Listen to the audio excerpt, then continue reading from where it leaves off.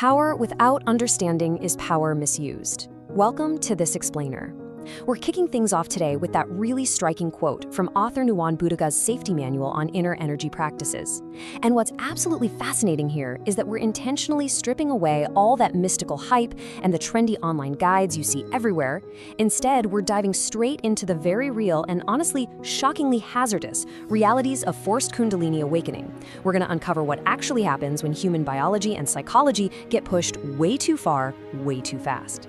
So rather than looking at yet another how-to guide for achieving mystical states, because let's face it, we've all seen plenty of those, we're treating this material strictly as a medical and psychological warning.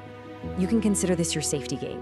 It's a foundational guide designed specifically to protect your mind and your nervous system from the severe side effects of mismanaged energy practices.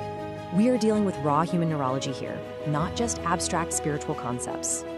Okay, here's our roadmap for today. We'll be covering the warning, the root cause, the collision, warning signs, the emergency protocol, and finally, the safe path. Let's jump right in. Section 1, the warning. Now, people hear the word Kundalini, and they immediately feel this intense pull toward promises of light, incredible power, deep transformation, and absolute clarity. I mean, it sounds amazing, right? But the reality of forced practice is drastically different, and it often gets pretty dark. When pursued without proper grounding, seekers are frequently hit with severe insomnia, unrelenting anxiety, obsessive thinking, and even broken relationships.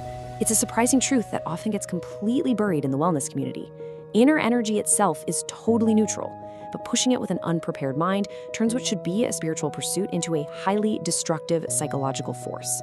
You aren't just opening chakras, you are literally overloading your central nervous system. Section 2, the root cause. If the energy isn't the problem, we've got to look deeper at the mind. There's this fascinating term from the original teachings, Sakaya Ditti. It basically defines that deeply ingrained mental habit where we constantly fabricate value in our sixth senses. We walk around subconsciously believing that the next beautiful sight, the next comforting sound, or even the next brilliant thought will finally bring us lasting peace and fulfillment. And this creates a deeply embedded risk. When our minds are constantly fabricating reality just to chase satisfaction, we build a highly fragile psychological structure. And here's the kicker. That structure simply cannot handle the immense, unrelenting pressure of raw inner energy. The mind essentially becomes a trap of its own making. Because, let's be real, sensory gratification is completely insatiable. You can never get enough of what you don't really need. We spend our entire lives on this treadmill, thinking just one more experience will make us whole.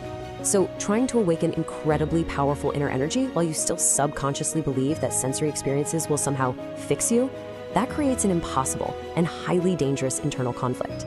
You are fundamentally asking an unlimited energy source to fulfill a limited, endless void of cravings. It's like trying to fill a bottomless cup with a fire hose. The cup doesn't get full, it just shatters under the pressure. Section 3, the collision. So what happens when things collide? Well, when energy meets wisdom, the result is safe. It naturally rises, feels gentle, stable, and it actually supports your life. But when energy meets unexamined craving, wow, it is incredibly unsafe. Imagine pouring rocket fuel into a fragile engine that's already jammed with unresolved emotional pressure, past trauma, and intense mental noise. The energy doesn't just magically clear the system out like some sort of spiritual detox. Instead, it violently collides with those mental fabrications. It acts exactly like gasoline poured onto a smoldering fire of unexamined emotional wounds, blowing them up to completely unmanageable proportions. Those unresolved issues you've been ignoring, they don't disappear. They become aggressively magnified. Section 4, warning signs. When that collision happens, your body is going to send out very specific distress signals. We're talking about a consistently restless body, a suddenly tightening breath, spontaneous waves of terror, or severe, unexplainable insomnia. Let me be absolutely clear. These are not spiritual tests or signs that you're successfully leveling up. No way. Your nervous system is flashing a giant red warning light. Experiencing violent energetic shaking or hallucination-like visions are clear biological indicators of a severely overstimulated system. In fact, it's a surprising and honestly terrifying reality that these exact symptoms are frequently misdiagnosed in emergency rooms as sudden onset panic disorders or even acute psychosis. The energy is simply moving far faster than your wisdom and neurology can process, and it puts you in acute danger. Section 5, the emergency protocol. Okay, so if you do cross into that physiological instability, your absolute only priority is immediate grounding to calm a misfiring nervous system. Here's your emergency checklist. First, completely halt any meditation, visualization, or breath manipulation. Seriously, do not attempt to bravely push through it. Second, physically ground yourself. Go walk barefoot on the earth, drink plenty of water, and eat simple, heavy foods to violently anchor your awareness back into basic physical reality. Third, let your breath return to normal without any force or retention. You also need to maintain strict sleep routines, absolutely avoid strong herbs, caffeine, or substances. And look, if symptoms persist, seek out a mental health professional immediately. This isn't the time for spiritual bypassing, it's the time for neurological first aid. Section 6, the safe path.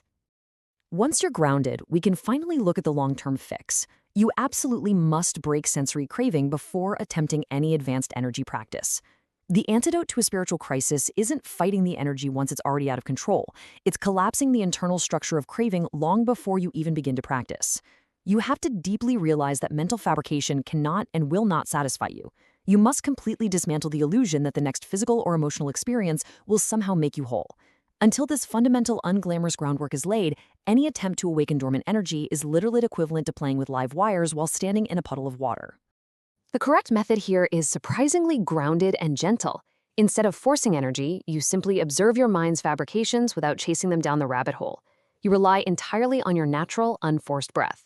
When immense joy or strange, tingling sensations arise, you simply let them pass through your awareness without fear, but crucially also without grasping onto them. By maintaining radical equanimity and staying tethered to your normal, daily life, you naturally prevent the spiritual ego from inflating. Only when true wisdom organically replaces greed can you safely enter Arya Dhyana, a noble, profoundly calm state where inner energy finally supports rather than threatens your sanity. So I'll leave you with this vital question. Is your mind truly prepared? Before you attempt to tap into profound spiritual power or follow a charismatic online guru promising overnight awakenings, ask yourself if you've actually done the unglamorous foundational work of breaking craving first. Because as we've discovered today, power without understanding isn't just misguided, it's a biological hazard. Thank you for joining me for this explainer. Stay grounded, stay safe, and always prioritize your mind first.